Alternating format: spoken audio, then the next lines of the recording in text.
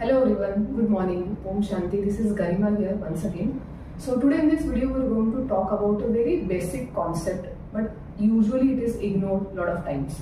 So as you have seen that any building which is getting constructed, they first lay the foundation. Taller the building, stronger will be the foundation. So whenever we are doing any kind of exercise, be it yoga or be it a gym exercise or weight training or strength training, any standing exercises you need to have a very stable base. So now for example, while doing malasana or while doing squat or while doing any lunges, people find it very difficult to keep their knees stable or their core stable. So majority of the people while doing squat, they are not able to go down fully. Or if they are going to do the lunge, it might happen that their knee will keep in. Or they are not able to completely do a malasana, the pose is in yoga. So now, to work on all these exercises or asanas, first we need to create a stable base for the body. So in this video, we are going to learn how to do this by just doing two simple things.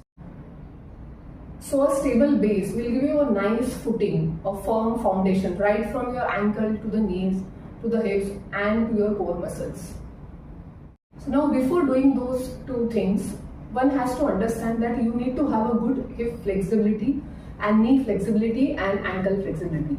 If your hip flexor muscles are too tight and they are not able to move very freely in all the directions, or your knee is not able to fold completely, or your ankle is not able to move nicely up and down, that is the plantar and dorsiflexion of your ankles, then all of these asanas where you need to sit down will become difficult. So you need to work on your hip mobility, knee mobility and ankle mobility. In this video, I'm going to give you two tips which will help you to create that stable base. But still, if your hip flexibility or knee flexibility or ankle mobility is less, you need to work on that, and soon I'll be bringing a lot of videos to introduce how to increase this mobility at the hip joint, knee joint or ankle joint. So let's see what to do. So a balanced base or a stable base will help to balance all the weight on all the joints and bones equally, and not only your one joint will compromise.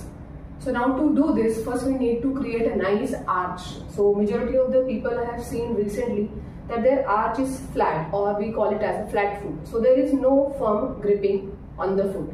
And then secondly, you need to activate your hip abductor muscles and adductor muscles by doing a slight hip rotation. So the first is to activate the foot muscles and create a firm arch, a firm base. Keep your toe stretched nicely and then firmly rest the toe on the floor. Similarly, keep all other toes on the floor. Now while doing this, many people tend to squeeze the toes. Okay? They curl the toes. So you can see when I curl the toe, my balance is getting affected. So need to spread the toes nicely and then firmly put it on the floor so that you can maintain the arch of the foot. And the second thing is you have to just slightly rotate your hip outwards by pressing the knee slightly outwards. So slight rotation, and imagine as if you are trying to push the legs away from each other. So when you do this now, if the knee is in and you try to push the hip, rotate the hip and push the knee outwards, it will automatically keep increasing the pressure on the outer foot area and your arch will be maintained.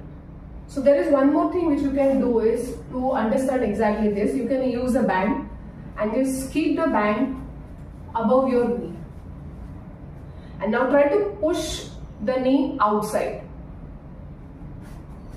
Slightly rotate the hip and push the knee outside. So as if I am trying to separate the leg. So when I do this, my knee becomes stable, my core gets activated and I am able to get a better arch at the foot. Now I will be able to do a better squat, or for that matter, a better lunge, remembering that while doing lunge also you need to keep your knee pushed outwards and in the front direction. So that's it. Remember these two things. First is your attention to the toes, and then secondly, your attention on your hips and on your knee. So see you in the next session. Bye-bye.